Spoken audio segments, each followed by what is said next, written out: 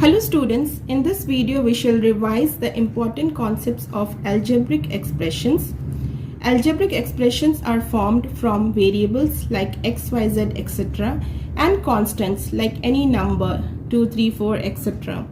For example, 4x squared minus 3xy is an expression. Now we can break it up into terms. This is the first term, 4x squared, and minus 3xy is the second term. So this expression is made up of two terms and the minus sign is included in the term. This term can be factorized as 4 into x, which gives 4x squared. The second term is minus 3xy. So these are the factors which make this term, and the terms are added to form the expression. These factors cannot be factorized any further.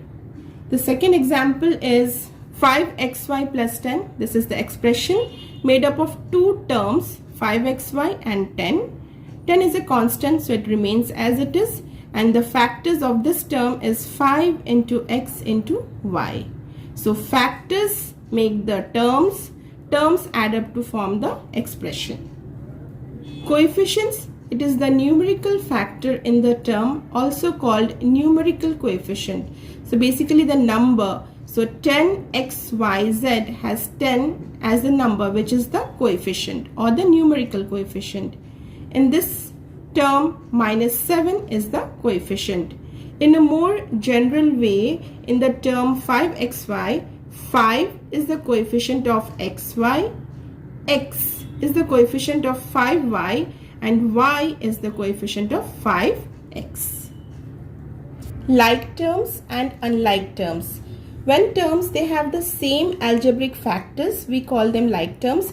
When they have different algebraic factors, we call them unlike terms. For example, 2xy and 5xy. xy is common in both. The number can be different. The numerical factor can be different.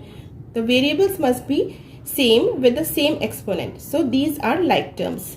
12x minus 15x. x. So these are like terms. 2xy and minus 3x. xy and x. Different because here y is missing. So unlike terms.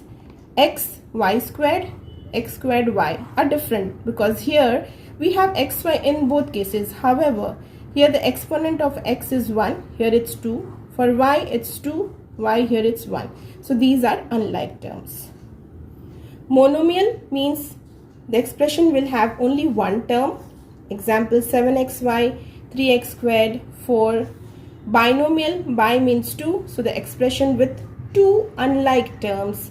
Like if it is 3x and 4x, 3x plus 4x, that's not a binomial because 3x plus 4x are like terms and we can add it up to get 7x. So it has to be two unlike terms like x plus y, mn plus 4m, a squared minus b squared.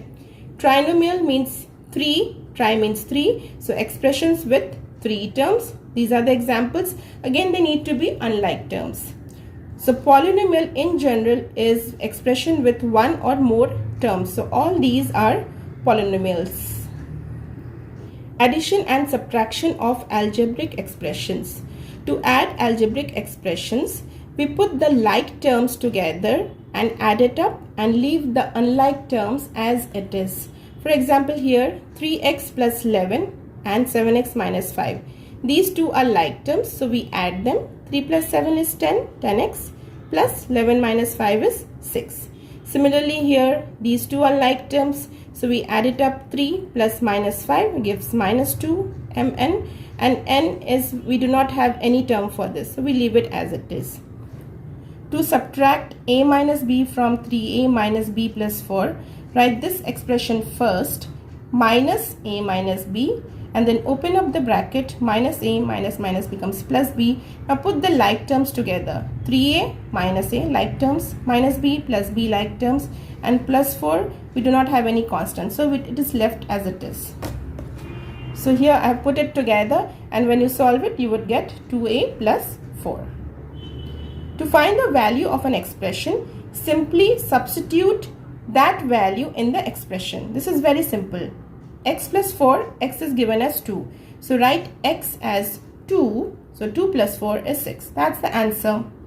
5n minus 2. N is given as minus 2. Substitute n as minus 2. Solve it and you would get minus 12. A squared plus b squared. A is given as 2. B is given as minus 2. Substitute these values.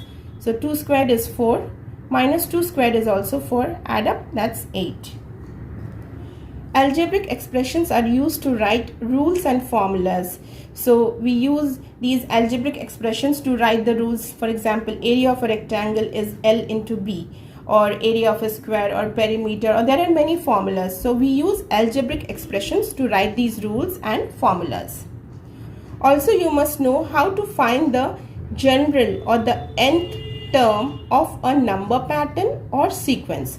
For example, this is a number pattern 11, 21, 31, 41. So if I want to find the 100th term for this, I can use this general term. For n, I would substitute 100. So that would be 10 into 100 plus 1. So this is 1000 plus 1, which is 1001. So we don't have to do skip counting. We can just use this general term to find any term of the given sequence. Similarly, 1, 3, 5, 7. This is the general term. We can use this term to find any term of the sequence. 7, 12, 17, 22. The general term is 5n plus 2. Now you can easily find out this with practice. Like see here, for 11 to 21, the difference is 10. 21 to 31, the difference is 10. Using this, you can easily find out the general term. Similarly, here see, if I add 2, I would get 3. Again, if I add 2, I would get 5. So we can find out 2n minus 1 using this difference. Here the difference is 5. If I add 5, I get 12. If I add 5 again, I get 17. So this would help you to get the general term. I hope you find this video helpful. Thank you.